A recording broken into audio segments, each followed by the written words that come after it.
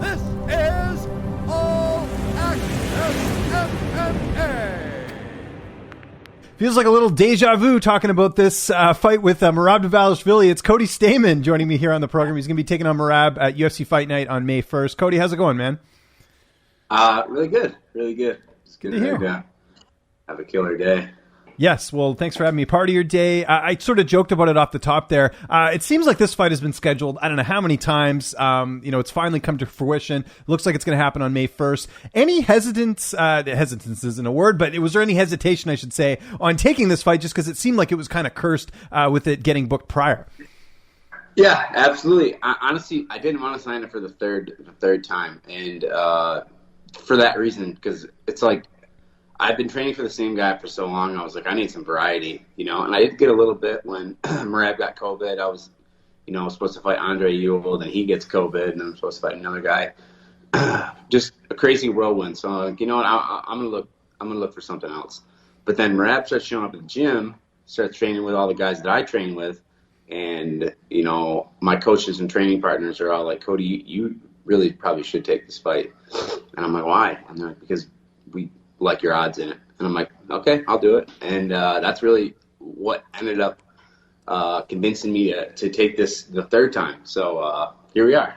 Okay, well, that's interesting. And then, I talked to Merab about this yesterday. Like, he's in Vegas now training, kind of like you alluded there, like he's done, the bulk of his camp there. I know he's actually training at Syndicate now because he doesn't want to, sort of infiltrate what you're doing at Extreme and some of the other places you're training, 10th Planet as well. I imagine you've seen him a couple times because he sort of said he saw you.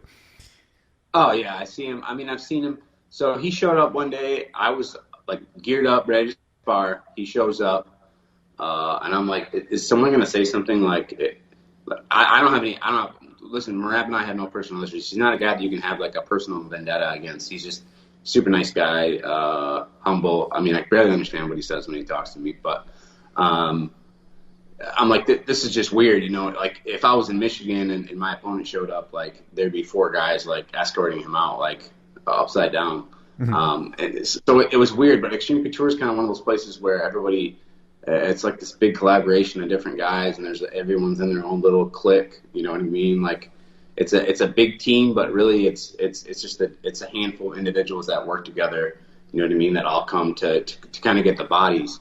And then he spars, I spar. We kind of just stay away from each other. And then it was like last week he showed up at the gym, and they kind of told him like, hey man, this is like, we're getting kind of close to crunch time. You can't come to the gym anymore. And like, there was nothing that I said. I wasn't really a part of like, him not being able to come to the gym because 1, I don't have the pull to say anything, and 2, I don't honestly really care. Like, I'm pretty sure I know what Merab does. Like, I mean, and I think Merab knows what I do. At this point, we've been training for each other for so long. It's like,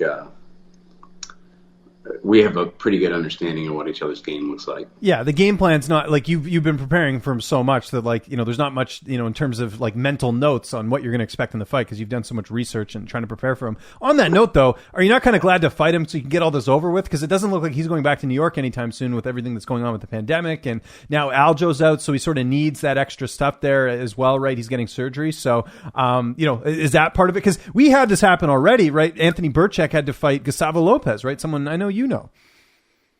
Yeah, 2 guys I train with. I see in the gym every day. I mean, there's a thing, I want to get it over with, but with Merab, it was like, honestly, Merab had a lot better opportunity to fight me in December just because Merab is one of those guys that it pushes an insane pace. Like, you really have to, like, if I'm being honest, like if I'd have fought him in December, I really think he would have been in better shape than me. Just because 2 months is not enough time to get ready for a guy that can push that kind of pace and that kind of wrestling pace. I really hadn't wrestled like that. I hadn't wrestled at like that college level in forever. Honestly, if I'm being honest, I don't enjoy training wrestling. I don't like wrestling. I don't enjoy it. I did it, for so long as a kid. You start doing MMA. I want to do all the other stuff. I don't necessarily want to wrestle. So, it's something that I started implementing, way back in, what was it, August, September. So we started doing these wrestling classes that are just brutally hard. and we've been doing them up to this point, and I'm a different guy than I was then. I mean, I'm doing things, you know, in strength conditioning now, because I told them basically, I'm like, you guys, like, I look at this fight like there's absolutely one way for sure Merab can beat me. I don't think it's a skill thing. I don't think he's more skilled than me on his feet. I don't think his jiu-jitsu is better than mine. I don't think his wrestling is better than mine. But I think that his pace is 1,000% better than mine. I knew that. I mean, I'm being 100% realistic looking at this matchup, and having 6 months to prepare for that pace. You know, like I'm hitting PRs every day in the gym. You know, I'm doing things that I've literally never been physically capable of doing. Like right now, I'm about to go do this crazy 12-minute run where I'm running for 12 minutes at like 11 miles an hour on a air runner. And, like, there's absolutely no possible way that I would have been able to do that before now. You know what I mean? If I hadn't had 6 months of health, you know what I mean? I've never pushed myself to, like, that capacity. So, honestly, at first I was, like, a little nervous about the pace. You know what I mean? I was going to have to find ways to slow this fight down. And now I'm like, I don't give a shit. Let's go. Put the gas down, and we'll see who takes it. Training partners, who are you getting to work with as far as bodies in the gym? Like main training partners? You know, I work with Kyle Reyes a lot. He's just a really, really, you know, Kyle's one of those guys that is literally like as good or better than most of the guys I train with that are in the UFC. Doesn't make sense to me that he's not in the UFC already. And there's a lot of guys like that. George, another guy I work with, you know, just great body. You know, Alcala, is that who you're working with? Yep, George. The self-proclaimed best Uber driver in Vegas. I know George quite well. I called one of his fights, actually. I don't know if you know that. Yeah, oh, cool. Yeah, he's really, really good kid. You know, I train with him a lot. Aleko, Colby, a couple kids from Ohio, both stud wrestlers. You know, I've just been getting, like, that's the thing. That's the great thing. There's a ton of guys that are super talented, that are super motivated, that are at all the practices, that are doing all the workouts. I mean, that's the great thing about Las Vegas is that there's this huge collaboration of guys that are super hungry and really want to be good at the sport.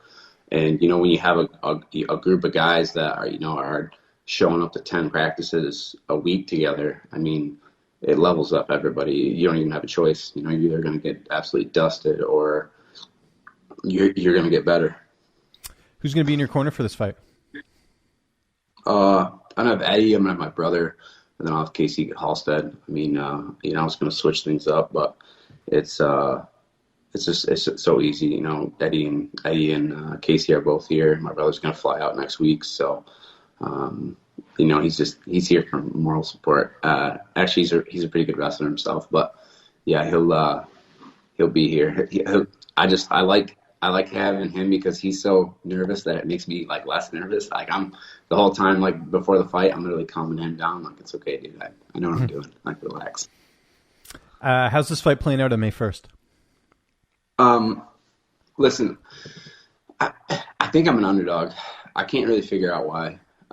This is like another one of those instances. Like, it's like fighting Tom Duquesnoy. You know what I mean? I'm looking at his skill. I'm looking at my skill, and I'm saying, this doesn't make sense to me. Or Brian Caraway, or any of the guys that I've, you know, been a 2-3-1 underdog, Song Yadong, all these guys. I look at it just like from a skill point. I'm like, well, I can wrestle, I can strike. I'm a better striker. You know what I mean? Like in the grappling exchanges, like, you know what I mean? His jiu-jitsu is not better than mine. He's not like a great jiu-jitsu guy. I don't see it. I really think I can beat Merab in a wrestling exchange. You know, if we're going to get a straight wrestling match for 15 minutes, I do believe I can come on top. I know I can beat him. I know my double leg. I know I can take anybody down in the UFC. Like, I have that ability, you know. But honestly, I think that I can make him so desperate on his feet, you know, stuffing takedowns, and I can absolutely put this dude out. Like, he's super wild, and I fought guys that are wild, you know, coming up in the Midwest. Everyone throws an overhand and shoots a double leg. Like, that's something I've been seeing my entire fighting career, and that's like Merab 101. That's like his go-to thing. This is something I've seen in the cage a million times, you know. So if there's an opportunity for me to really, really hurt somebody and really, really like put somebody to sleep, like Merab is the prime guy for that. You know what I mean? I'm a counter fighter. Like, if you really watch my fights, I like to feint and feint and feint and feint and feint, get you to do something stupid and hit you. Like, I mean, and I don't really need to switch anything up from Merab. I mean, I think that's the perfect game plan for him. And, you know, stuffing takedowns, my takedown defense, that's something I lean on. I've leaned on my entire career. That's the only reason I'm here. That's the only reason we're talking. So, I mean, put your money on me that May 1st, because in my head, skill-wise, cardio, I mean, in every aspect of the game, I believe I'm better. We haven't talked since the whole DQ thing with Aljamain Sterling. You fought Sterling. What was your take when that whole thing happened? Because it's like you either support Aljo or you absolutely hate him. Like there seems to be no middle ground with Aljamain Sterling these days. Well, I think I might be in the middle ground because I like Aljo. I like him. I like him as a person. But I've seen boxers. I mean, think about Tyson Fury when he fought Wilder. He gets put on the canvas, dead. The guy's not moving. He's not moving. Like, in any other boxing match, they would have waved it off right there. And this guy gets up dead off the canvas, stands up, still kind of wobbly, gets his wits back about him, and then goes and, in my opinion, wins the fight. And I've seen that happen with a bunch of different athletes. You know what I mean? Song Yadong need me in the head. Screwed up my equilibrium. I couldn't really shake it out, you know, for maybe a round before I was like, okay, I'm back. You know what I mean? It's just knees to the ground definitely do hurt, but in a championship fight, man, you got to get up. You got to get up and fight. You can't win the belt like that. And, you know, all the antics I've seen, man, you know, and the antics and the way he milked that. I mean, listen, we're athletes. We know what it's like to be rocked. We know what it's like to be hurt. And, like, I know for 100% fact that Aljamain Sterling 100% could have continued in that fight. You know, I don't, you know, if he would have came back and, you know, he had, like, some crazy, you know, brain issues and he was in the hospital for 2 weeks, then I think we could have been like, man, maybe something was seriously wrong. But, I mean, he was back at his house drinking and partying that night, you know, so obviously they weren't too concerned with what was going on. He maybe had a mild concussion, but that could have been from anything that happened in that fight. I mean, he got dropped before that, so it's sad. He, you know, obviously the points taken away. You know, he comes back and he just wins one round. He wins the championship and he does it the right way. And, you know, nobody can respect the way that went down because everybody, you know what I mean? Everybody could see that it wasn't real. You know, I mean, and Aljamain knows in his heart that he could have got up and fought. And that's a weird deal. I mean, if you're Peter Yan, I mean, that guy's got to be fucking pissed. I mean, I can't even imagine. I can't imagine how mad he is. You know what I mean? Guy throws the belt down and now he's like trotting around telling everyone he's the champ. It's well, don't you think all this could have been avoided if they just would have not given him the belt? Like they could have given Aljo the win, and they could have just made it like a no contest, and then they could have just done the rematch. I think that's the big issue here. Like, because I mean, at the end of the day, Jan did throw the illegal knee, right? Yeah, I just feel like you can't take the belt like that. You know, what I mean? I'm with you there. The best thing he could have done was not go on social media after the fight, and then it's all good. Yeah, and think of Anthony Smith, John Jones. You know what I mean? Anthony Smith gets up, John Jones wins. Everybody kind of dismisses Anthony Smith. Like, so, I mean, if Aljo actually Anthony got shit on in that too, because they're like, dude, why didn't you just take the title? Like, it's there. No matter what, you still get fans syncs up. Yeah, they're gonna crap on you. People are gonna shit on you no matter what. I mean, that's the reality of the sport we're playing. But it's in that. And being like, dude, you know. Okay. You know you could have got up. You know what I mean? He knows. We're looking forward to your fight, man. It's UFC Fight Night, May 1st. Cody, always appreciate the time. Anyone you want to thank, any sponsors, any social media, I'll give you the last word. There's a million people I got to thank. But you post it all on your social media, right? So then they can all see it there. Yeah, just follow me.